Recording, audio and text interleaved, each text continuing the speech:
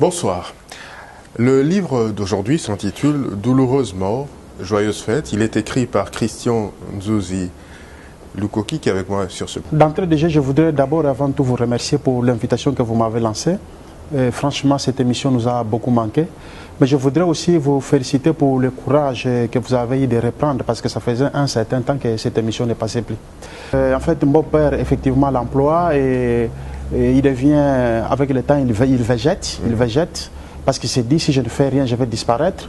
Et il devient taximan, il deviendra même, à la suite du récit, ce qu'on appelle communément Wewa, c'est-à-dire motocycliste.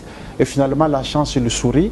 Voilà un beau qui devient un boss, il a une belle voiture, il peut faire du taxi et il finit par, ça, c'est parce qu'il a rencontré par accumuler une petite richesse.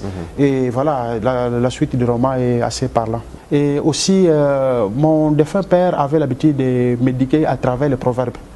Il arrivait parfois des moments où il vous appelle, il vous dit juste un proverbe et il ne commente pas, il vous laisse partir. Ceci est entré et ancré en moi. Voilà pourquoi je suis vraiment très attaché et très amoureux du langage proverbial. Donc vous avez hérité de ça autour de vous, c'est des proverbes. Vous avez d'ailleurs écrit un bouquin sur ça. J'ai écrit un bouquin sur ça sur Internet que vous pouvez télécharger gratuitement. 200 proverbes pour devenir sage. Et ça beaucoup, les internautes l'ont beaucoup lu. Et j'ai reçu beaucoup de correspondances. Alors certaines personnes qui ont lu qui connaissent votre plume, qui vous suivent, vous identifient parfois à Zamenga. Est-ce que vous considérez cela comme un honneur ou est-ce que c'est dérangeant pour vous? Parce que ça ne vous permet peut-être pas d'avoir une singularité, une particularité. Dérangeant, non, parce que la vérité c'est que dans la France, du moins du temps où nous étions encore élèves, même étudiants, c'est vrai que j'ai beaucoup lu les livres des Zamenga qui m'ont beaucoup séduit. Et à dire vrai, je me suis beaucoup inspiré de ces livres-là. Mais moi, je ne suis pas Zamenga parce que, comme je vous l'avais dit autrefois, chaque auteur a son cachet, sa particularité, sa singularité. Il n'y a pas des auteurs au monde qui sont les mêmes. Donc, Zamenga, j'ai beaucoup d'estime pour ses compatriotes. J'ai beaucoup lu ces livres, c'est vrai, mais moi je ne suis pas Zamenga. Mais j'apprécie beaucoup ces titres.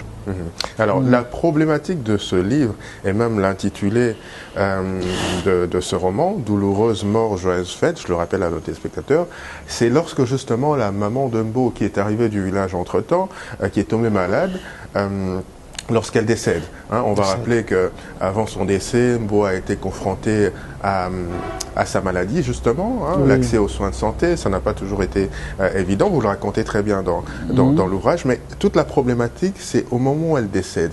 Et ce que vous voulez fustiger, justement, encore une fois, c'est la manière dont les deuils sont organisés. Exact. La maman décède, Mamonga le décède. Et comme toujours, lorsqu'une personne décède, il faut l'amener, du moins dans les habitudes de la ville, il faut l'amener au niveau de la morgue.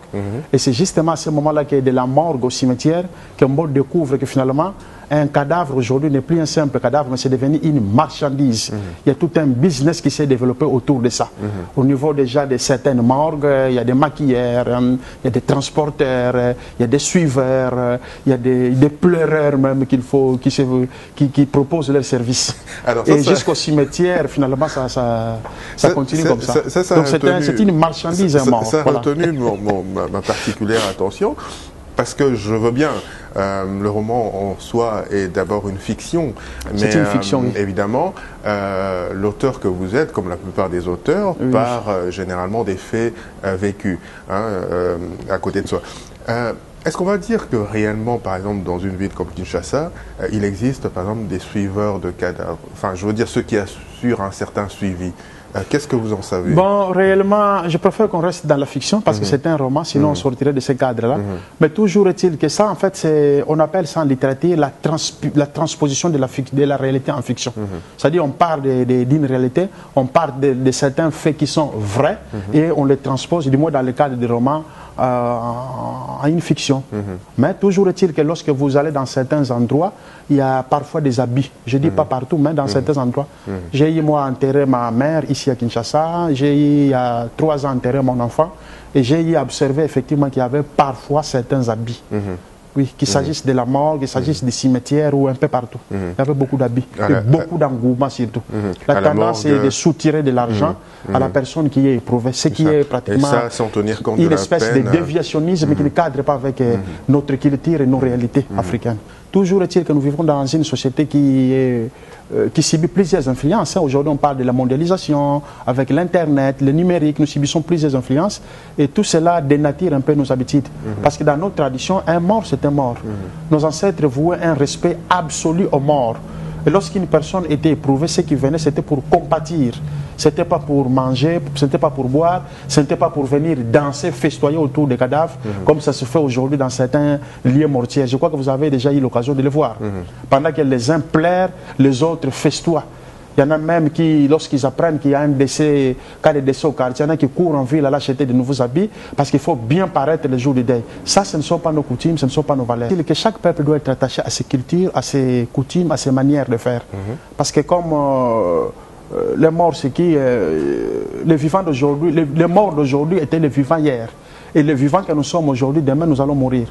Donc je ne vois vraiment pas, moi, pourquoi, lorsqu'on veut enterrer une personne, que les jeunes surgissent, par exemple, s'accaparent du couvercle, ils disparaissent, il faut aller négocier avec eux pour qu'ils vous retournent ça, il faut donner de l'argent, et on danse, on boit au cimetière même. Faites un tour dans certains cimetières. Vous allez voir que dans les tombeaux, il y a les propriétaires légitimes, les morts qui est là, qui se reposent tranquillement, et il y a des tombeaux qui sont pratiquement habités par des vivants. Vous trouverez des gens au-dessus, parfois en train de boire, parfois en train de fumer. Et là, je vous dis franchement, et ça, ce ne sont pas nos coutumes. Et le rôle de l'écrivain, c'est d'interpeller, c'est d'éduquer. Voilà pourquoi nous avons écrit ce livre, Douloureuse mort, joyeuse fête, dont les contrastes apparaissent d'ailleurs sur les titres.